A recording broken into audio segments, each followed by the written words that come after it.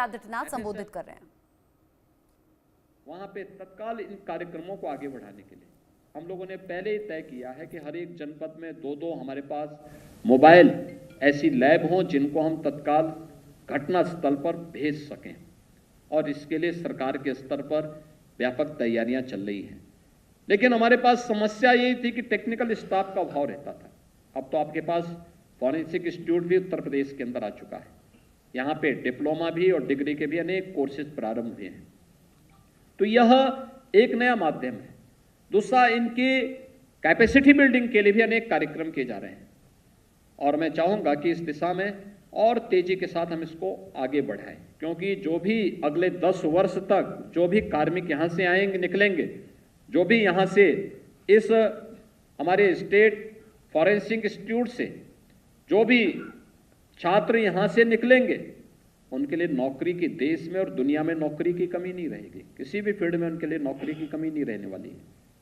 उन्हें अपने आप को अभी से तैयार करना होगा, इंस्टीट्यूट को अच्छा करना होगा, FSL लैब्स को तेजी के साथ आगे बढ़ाना पड़ेगा। हमें मोबाइल फॉरेंसिक लैब को भी उसको विस्तार देना पड़ेगा, जिससे प्रधानमंत्री जी की मंशा के अनुरूप 3 नए कानून को हम प्रभावी ढंग से आगे बढ़ा सकें।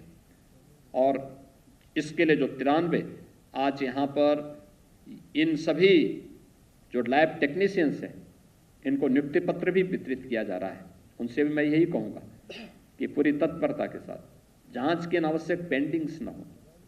लंबे समय तक हम लोग देखते थे, पहले सरकार का कोई विजन ही नहीं था।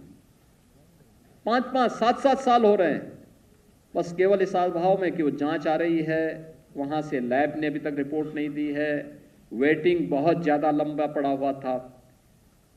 सरकार के लिए अन्य कार्यों के लिए पैसा खर्च करने के लिए था, फालतू के राजनीतिक कार्यों में जिसका आम जनता से कोई लेना देना नहीं, उसके लिए पैसे खर्च होते थे। लेकिन जिसमें जनता को न्याय मिल सके, उसको सुविधा मिल सके, उसके लिए उनके पास पैसा नहीं था।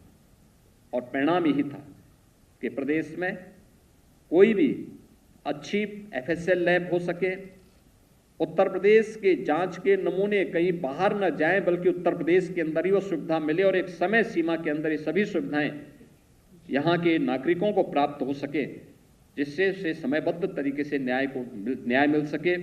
इसके लिए जो प्रयास होना चाहिए था, उसका अभाव था। परिणाम हम सब के सामने देखने को मिलता था कि प्रदेश अराजकता की एक नई बाढ़ में बहता हुआ अपने स्वयं के अस्तित्व को खो रहा था। उत्तर प्रदेश की छवि खराब हो रही थी। उत्तर प्रदेश के सामने पहचान का संकट खड़ा हो गया। मैं देख रहा था जब आजमगढ़ का एक नौजवान यहाँ पे एक टेक्निकल असिस्टेंट के रूप में उनका चयन हुआ। ये वही आजमगढ़ है जहां के नाम पे लोग पहले होटल में कमरे नहीं देते थे,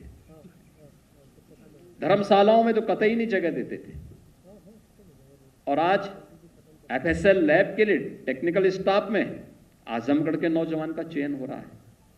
आज आजमगढ़ में महाराज सुहेलदेव के नाम पर विश्वविद्यालय बन रहा है, विश्वविद्यालय संचालित कर चुके हैं। आज वहां एयरपोर्ट बन चुका है। आज वहां पर चारों ओर से बेहतर कनेक्टिविटी हुई है। यानी पहली सरकार आपके सामने पहचान का संकट खड़ा करती थी, आज की सरकार आपको एक नई पहचान के साथ वैश्विक पटल पर स्थापित कर रही है। जीवन के अनेक क्षेत्रों में आपको आगे बढ़ने के लिए प्रेरित कर रही है। और इस अवसर पर मैं आप सबसे कहूंगा कि जितनी ईमानदारी के साथ सरकार ने अपने कार्यक्रम को आगे बढ़ाया है, आप में से एक भी व्यक्ति ने किसी से सिफारिश नहीं की होगी। आप में से किसी भी व्यक्ति ने कोई ऐसी आपसे किसी ने कोई अपेक्षा नहीं की होगी। आपने अपना इंटरव्यू दिया होगा, अपना रिटर्न दिया होगा, और अपने कार्य पद्धति के साथ आप आगे बढ़े होंगे। एक समयबद्ध तरीके से आपको हो सकता है कि वेरिफिकेशन की प्रक्रिया को पूरा करने में कुछ समय लगा हो, लेकिन अंततः आपके सामने ये परिणाम भी आया और आज आपको नियुक्ति पत्र प्राप्त हो रहा है। शासन भी आपसे यही अपेक्षा रखता है। अपेक्षा शासन की यही है कि यही शुचिता, यही पारदर्शिता, यही ईमानदारी और यही तत्परता आपकी कार्य पद्धति का हिस्सा भी बने। और याद रखना, यही जीवन के गुण आपको आगे बढ़ाने में मदद करेंगे। आप सबसे इस अपेक्षा के साथ मैं एक बार फिर से आज नियुक्ति पत्र वितरण के इस कार्यक्रम के अवसर पर, जो आज आप सभी को हमने अलग अलग क्षेत्र में, आयुष के क्षेत्र में और यहाँ पे उत्तर प्रदेश पुलिस की कार्य पद्धति को और अच्छा बनाए रखने के लिए जो टेक्निकल स्टाफ आज प्राप्त हुए हैं FSL लैब्स